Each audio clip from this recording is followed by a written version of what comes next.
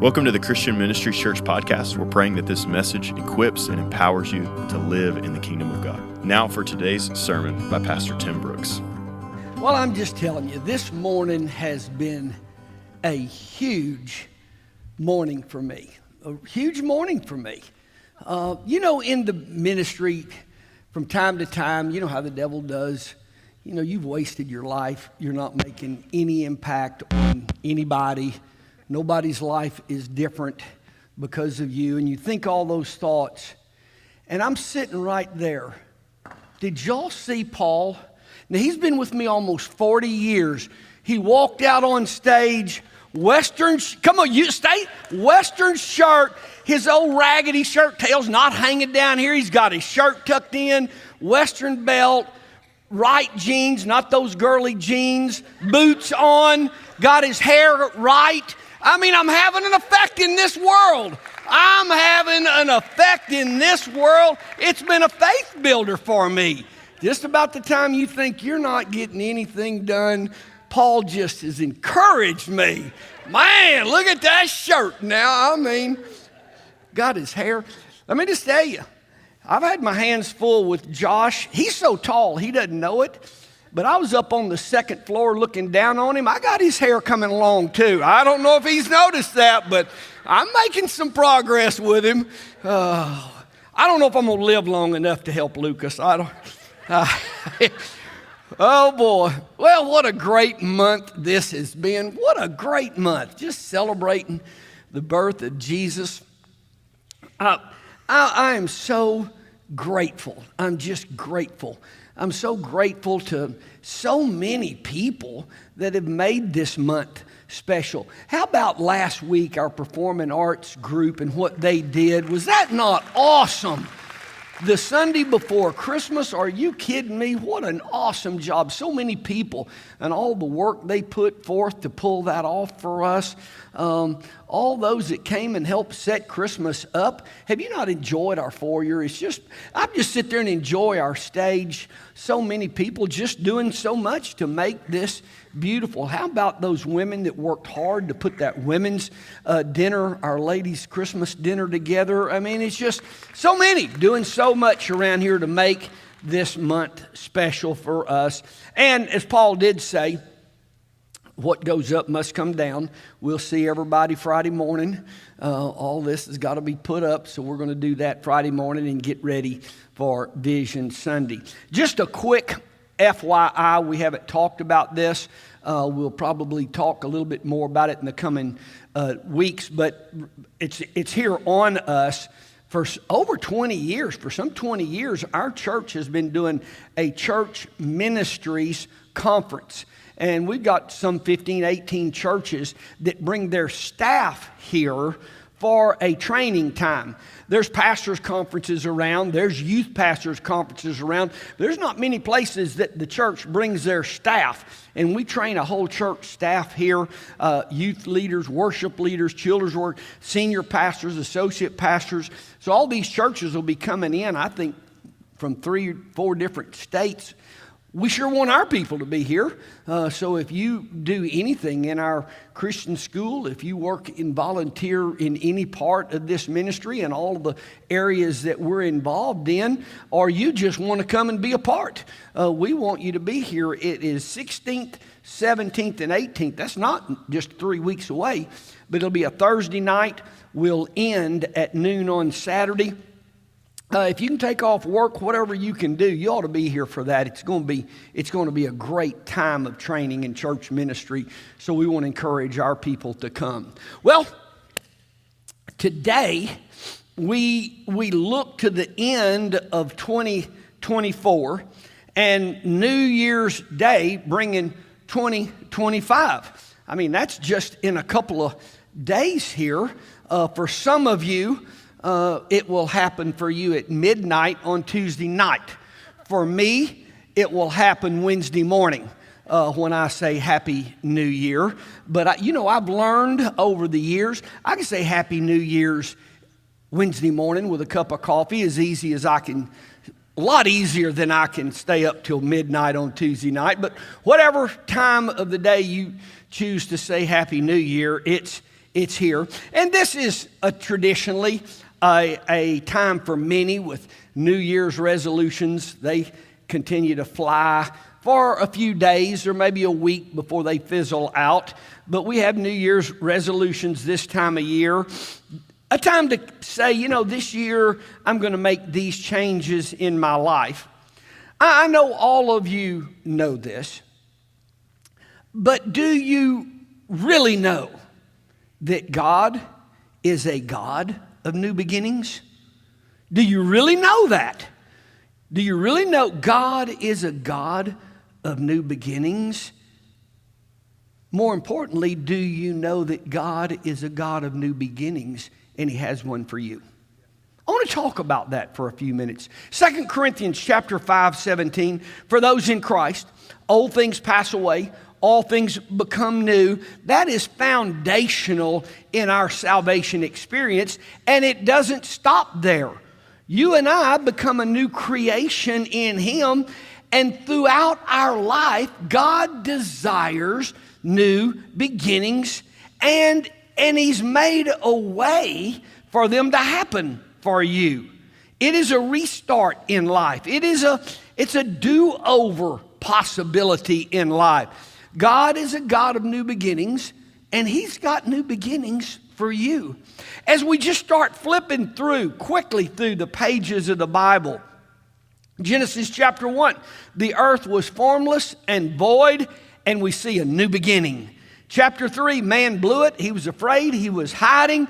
God clothed him, and a new beginning for man. Chapter 6, a flood took out all the wickedness, and we see a new beginning. Chapter 12, a new beginning, cutting a covenant with Abraham. On and on, new beginnings. Joseph, Moses led people into new beginnings for their life.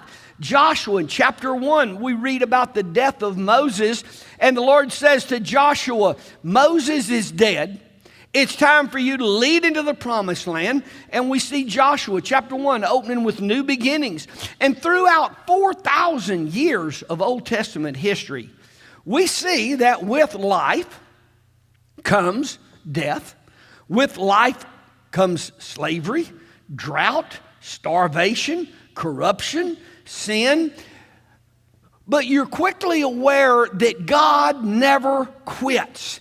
His plan never is aborted. His plan, He never gives up. He's continually pushing for new beginnings for His people. Some in here got a lot of sin in your past. You'd just be mortified if anybody found out some of the things that you did in your past.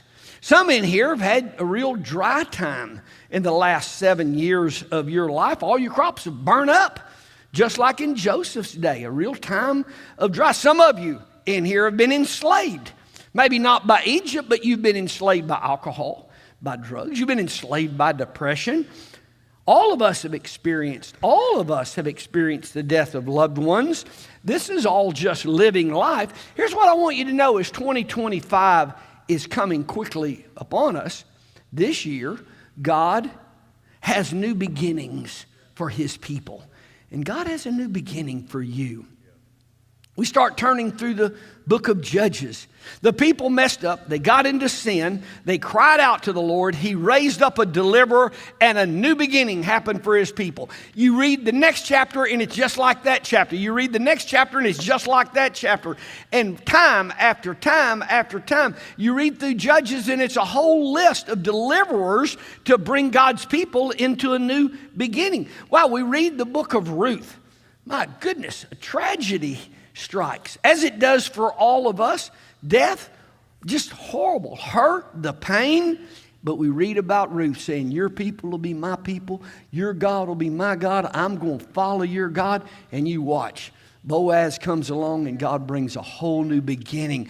God orchestrates a new beginning for this hurting, broken woman. God brought her into a new beginning for life. 1 Samuel, we read about King Saul's death.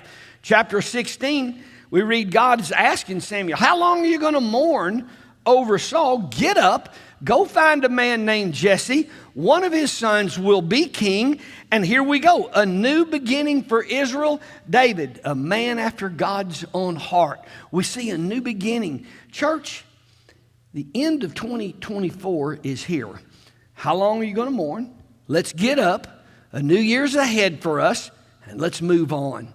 Matthew chapter 4, we read Jesus walking along. He calls two fishermen, Peter and Andrew, whole new beginning. Their life takes a whole new beginning. Matthew chapter 8, man along the side of the road with leprosy, Jesus calls out, and a whole new beginning for that man. John chapter 11, Lazarus was in a tomb.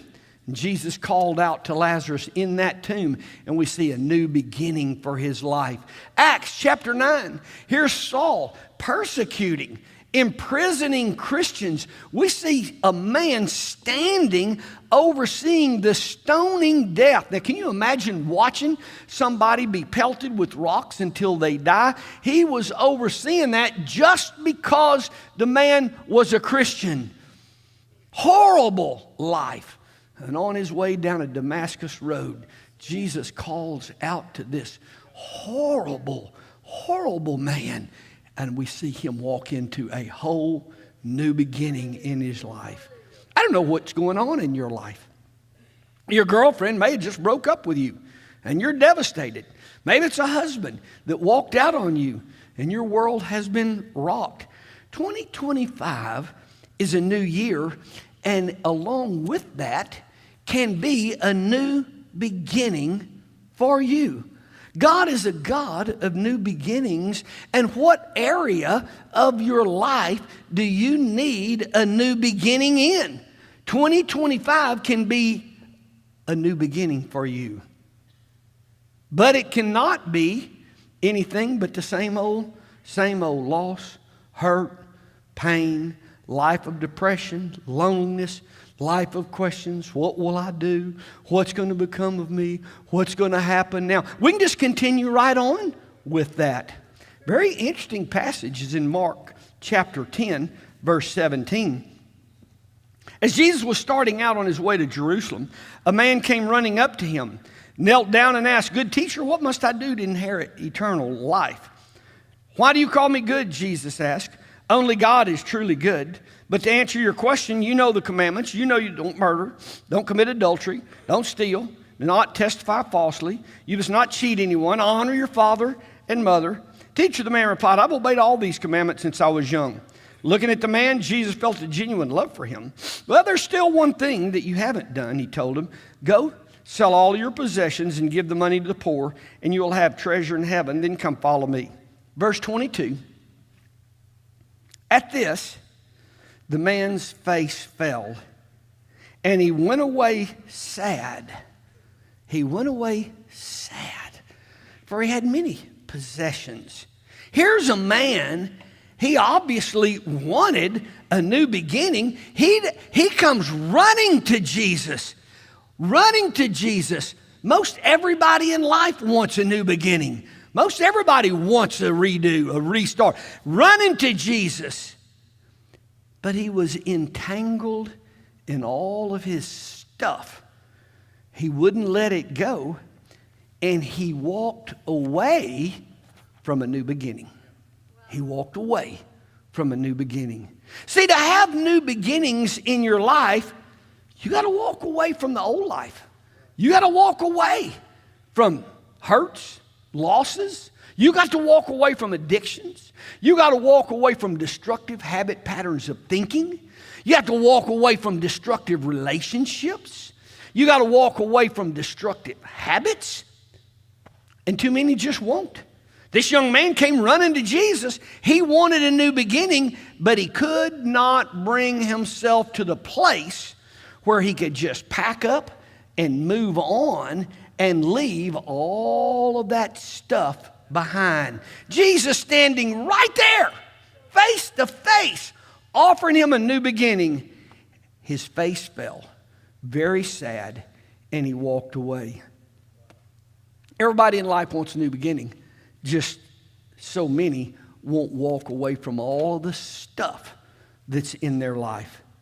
God has a new beginning for your marriage. But for that to happen, you're going to have to die to that old self. You got to die to the way you talk, the way you act, the way you respond. You got to die to your tone of voice. You got to have a new person. So you got to pack up and you got to leave all of that. You got to let go of those destructive habits of talking, acting, responding, and walk into the brand new beginning in your marriage. For those that are lonely, not fitting in, just no life. All I do is go to work, come home, go to work, and come home. I have no life. Well, you're going to have to die to yourself. Die to your old way of living. Going to have to become a new person. You're going to have to start pursuing doing things with friends. You're going to have to work to build you some friendships. You know, friendships is taxing. It's taxing. Sometimes you got to go when you really don't want to go. Sometimes you got to go over and visit when you really don't want to go over and visit. Sometimes your friend calls you up and says, hey, let's go here. That's not really what you want to do, but you get up and you go, because to have friendships, you have to be a friend, and it's just a lot easier not to be a friend. And you walk away from a new beginning. You just walk away from a new beginning. You know, for all of us, we probably had this experience. Growing up in our formative years, age 4, 5, 6, 7 years old, when I got sick, I was not made to go to school. And in my sickest hour, when that yellow school bus passed my house, you can't believe what that did inside my heart. I grew up on a ranch, and I had chores. So at 5 and 6 years old, I'm too little to carry a big bale of hay to a horse or a cow, but a cup of rabbit feed was only this big. My dad raised lots and lots of rabbits, and I had to feed the rabbits in the rain, in the cold. I had to feed the chickens. We had chickens. Well, you can grab a handful of chicken feed and throw it out there no matter how young you are, and I had to feed those chickens every 7 days a week. I had to do my chores. But you know, when I got sick, I didn't have to do those chores. I didn't have to make my bed. I didn't have to clean my room. Oh, man, my mom and dad both worked, and my grandmother would come. Oh, she'd make that soup. She'd put that rag on my head. I was her undivided attention. Baby, what can I do for you? Does it get any better? Somebody, baby, what do I need to do for you? And oh no, it would happen. It happened every time. Hot dog, I'd get well.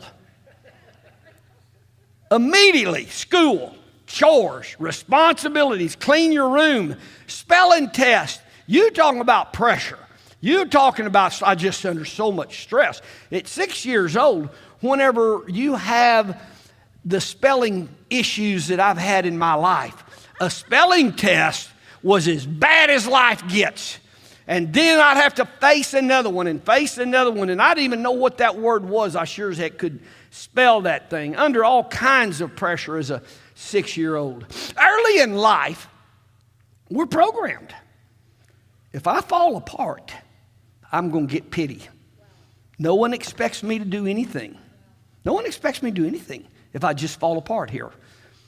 Jesus, knowing this about all of us, he really reveals a key to life for us in John chapter 5. Josh preached on this about 2 months ago. It was one of the best sermons I ever heard. I'm telling you, it was good. Josh preached on John chapter 5. Guy laying by the pool of Bethsaida, the lame, the blind, the paralyzed. And this man had been laying there 38 years. Church, that's become a lifestyle. Your issue has become a lifestyle for you. That's what's happened. Hell, I'm in paralyzed from waist down. There's a lot of ways you can make a living sitting down, probably more ways than you can make one standing up, get up and get you a job. But see, if I'm laying here, it becomes a lifestyle for me. And Jesus walks up and he has to ask the dumbest question that's ever been asked. Jesus, seriously? He asked the guy do you want to be made well? And right here, Jesus opens a key to life for all of us. Do you want to get well? Come on, ask a man that's laying there 38. Whoa. This is a lifestyle. Do you want to change your entire life? And the man immediately goes in to why he can't. See, you don't understand. You don't understand because, let me explain this to you. See, I've got this and I've got that and I've had these issues and this is happening. And right here, Jesus is revealing the key to life for all of us. Our problem oftentimes is, if we could really be honest, which we're not going to be, but Jesus asked, do you want to be made well? Jesus reached way down in this guy's heart, and the problem is, we just don't want to. And I can give you a list of reasons why I can't feed those rabbits.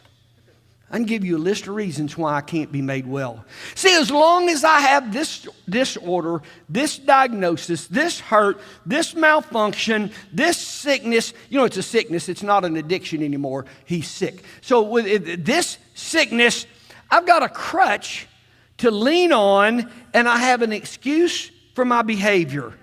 I cannot be held responsible. This crippled man laying by this pool for 38 years, his wife never demands he take out the trash. Good Lord, every time I walk in the back door, this trash is stinking. This trash smells bad. This trash is stinking up my whole kitchen. Really? We're the trashiest people in the world, because I can take trash out all hours of the day and night. This man here was never asked by his wife to take out trash. This man never heard the speech about his underwear.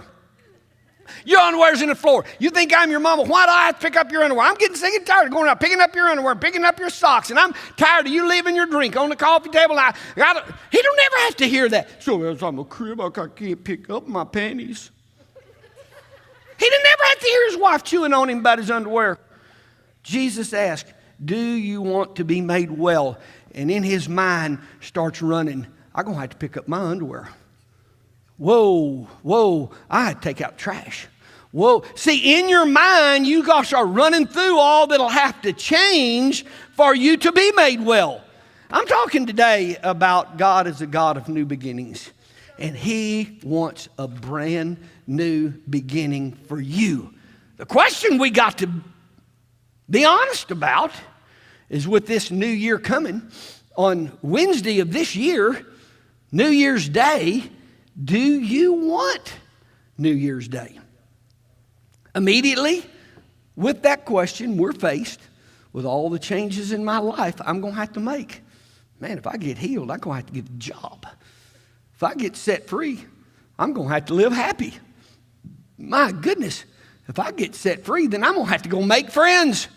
Then I'll have to go over to their house, and I'll have to eat pizza with them. And see, as long as everybody knows that I'm crippled, I'm suffering from, I've been through a very bad season in my life, then people don't expect me to produce, to be a giver, to get up, to work, to be productive. And I can participate in life to the degree I want to. And when I don't want to, I can't. The question today is, as we face 2025, everybody wants a new beginning. This young man came running to Jesus. Whoa, Happy New Year, I need a new beginning. Do you want one? Are you ready for a new year? Do you want to live in joy? Do you want to live in peace? Do you want to live a blessed life? See, along with that comes, when you are blessed, what comes with that is you have to be a blessing to other people. That's what comes with that. See, when you are blessed, then what comes with that is you got to bear fruit. You got to serve other people. You've got to be a giver. See, you're blessed, then there's a requirement that comes along with that. God's got a new beginning for you, but we'll have to walk away from a whole lot of stuff. And the man just couldn't, because he had a lot of stuff. He had a lot of stuff, and he just couldn't walk away from it. Just thoughts. You have to walk away from. Life is unfair. I'm a victim. That's been a real good card for you. For almost 10 years now, you've been a victim. You're going to have to walk away from that if you want a new beginning. I've been done unjustly. Well, you're going to have to walk away from that. My husband left me and I'll hate him till the day I die. Well, you're going to have to walk away from that. My dad was never a father to me. He never came to one ball game I ever played. Well, that's true. God's got a new beginning for you. Joy, abundance, blessing. But you're going to have to walk away from that thought. I don't have any friends here. I really don't fit in here. Well, God's got a new beginning for you, but you're going to have to quit thinking that. There's nothing here for me. Well, God's got a new beginning for you. Right here, right now, coming on Wednesday, a new beginning for you. But you're going to have to walk away from that. There's nothing for me here.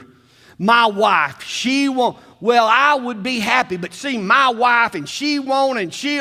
God's got a new beginning, but you're going to have to let all that go. My needs are not being met. No one appreciates me. I don't have any life. I just work and come home. I'm in a dead-end job. There's nowhere I can go from right here. There's nowhere for me to go. I'm in a dead-end job. I'm trapped in it. You're going to have to walk away from all that. There ain't no dead-end job if you're following God, serving God. God continues to open doors for you, and you can't believe what God can do in your future, but you're going to have to stop all that. It's a dead-end job. I can't go anywhere from here. No. You're going to have to let go of all that. Everyone has these thoughts. All of us, these thoughts pass through. Are you taking those thoughts captive, or are you now repeating those thoughts to other people? Because when you start saying those thoughts to others, that thought has you.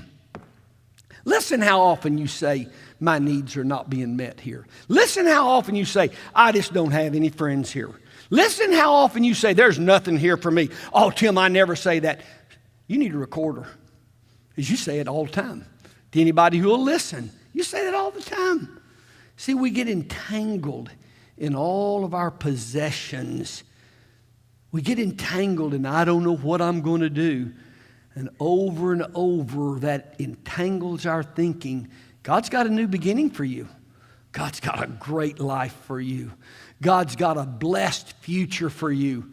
But there's a lot of possessions you're going to have to walk away from in your mind. Here's what I want us to see today. In that state of mind, you can never experience the new beginning that God, in fact, has for you.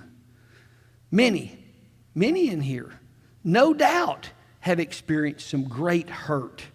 Lots of tears in the last few months. Deep losses. And I know that beyond a shadow of a doubt because that's life. And that's why Jesus came. We just celebrated his entrance into the world, and the reason he came was because of the hurts and the pains in life. He came that you might have life and have it more abundant. And you can't have life and life more abundant unless he comes. He came so that you could have a new beginning. He came that you could have a new Lord in your life. He came that you could have a change happen for you. For those that have been hurt, very emotional, deep hurts of the past. There's a very interesting passage that I came across not long ago, and I don't know how I haven't seen this.